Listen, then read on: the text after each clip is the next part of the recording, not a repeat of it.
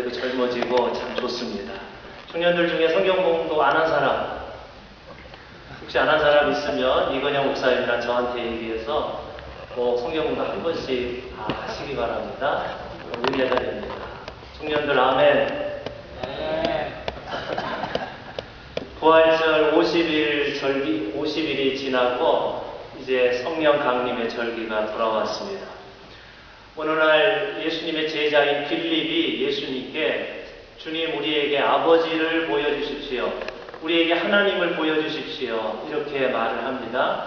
그러자 예수께서 빌립에게 빌립아 내가 이렇게 오랫동안 너희와 함께 지냈는데도 너는 나를 알지 못하느냐. 나를 보았다면 아버지를 보았다. 그런데 너는 어찌하여 나에게 아버지를 보여달라고 하느냐. 주님이 오늘 요한복음에서 말씀하셨습니다. 하나님은 자연 속에도 계시고 역사 속에도 계시지만 결정적으로 예수님의 삶 속에 계시다는 것이 요한복음의 고백입니다. 기독교는 예수님의 삶과 가르침을 통해서 하나님을 보는 종교입니다. 하나님은 안 보입니다. 그렇지만 예수님이 보입니다. 예수님을 보면 하나님이 보입니다.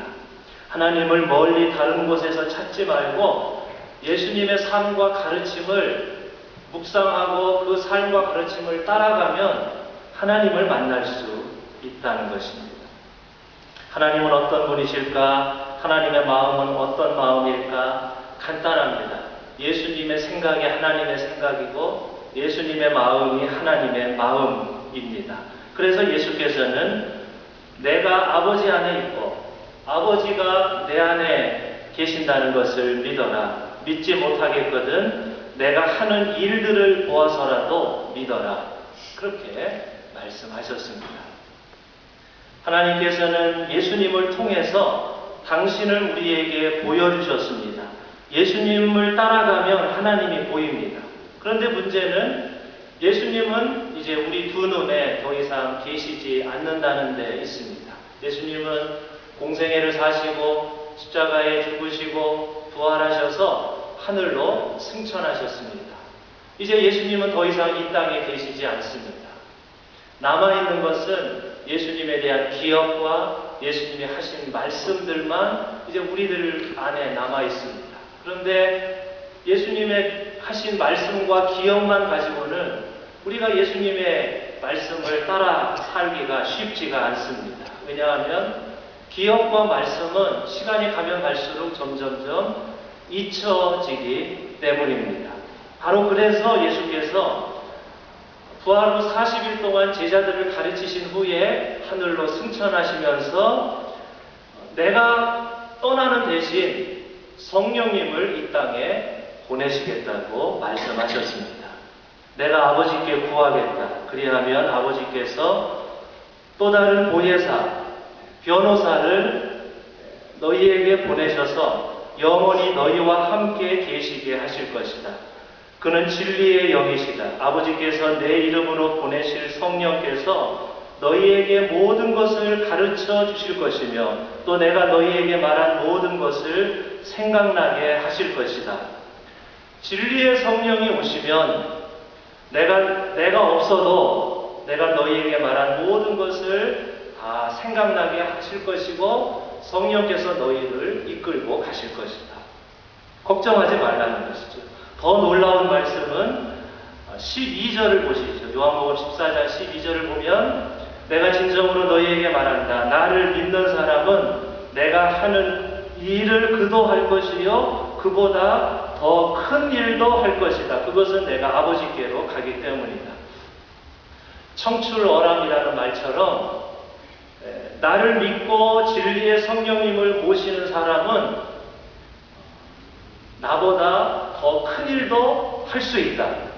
내가 하늘로 떠난다고 해서 걱정하지 말아라. 너희가 내 안에 있고 성령님을 모시고 성령님의 말씀을 따라가면 너희는 나보다도 내가 하지 않았던 더 큰 일도 너희가 할 수 있다. 진리의 성령님의 인도하심을 따라가라. 주께서 하늘로 승천하시면서 그렇게 말씀하셨습니다.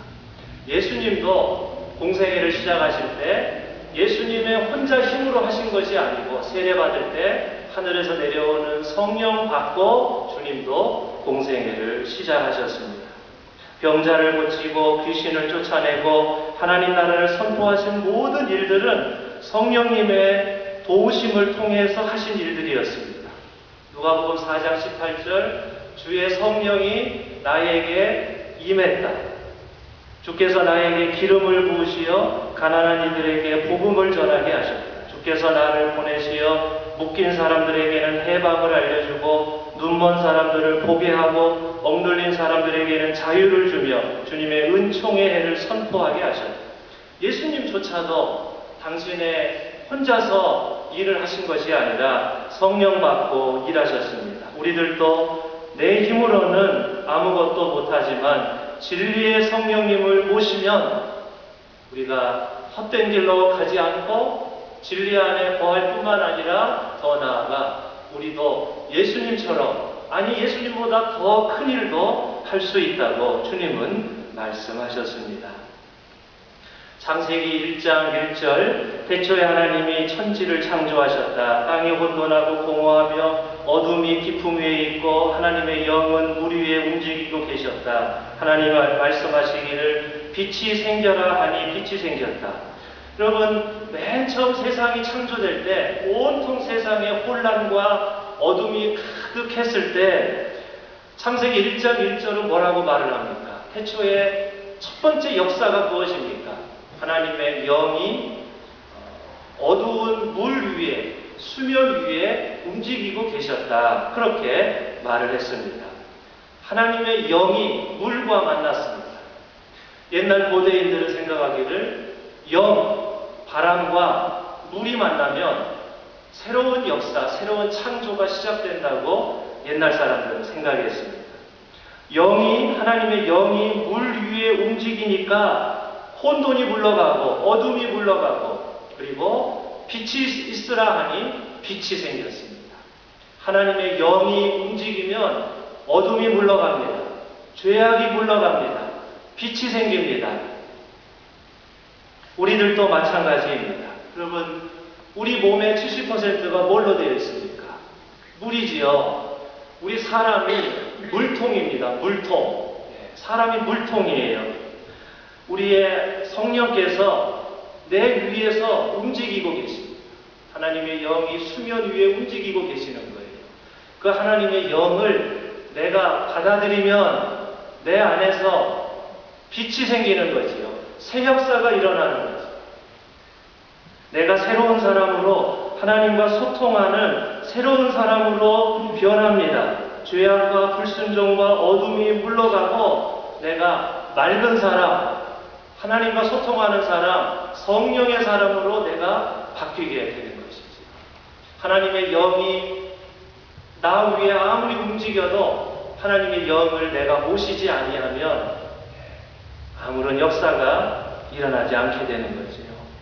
하나님께서는 또한 사람을 지으실 때 그 코에 진흙으로 사람을 지으시고 그 코에 하나님의 숨, 생기, 성령, 바람을 진흙 속에 집어넣으셨습니다. 그래서 사람이 만들어졌습니다.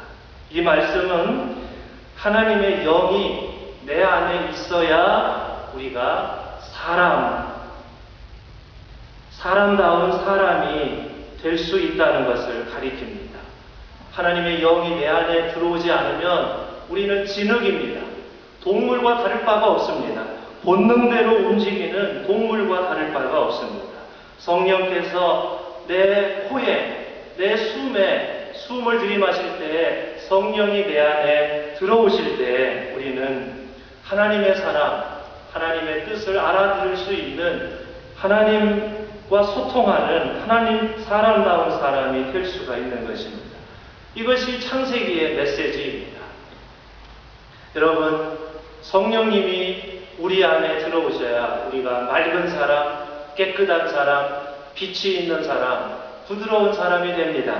성령님이 내 안에 들어오지 않고 엉뚱한 것이 내 안에 들어오면 우리가 엉뚱한 짓을 하고 타락하고 어둠 속에 있고 죄악 가운데 살고 본능대로 행동을 하게 되는 겁니다.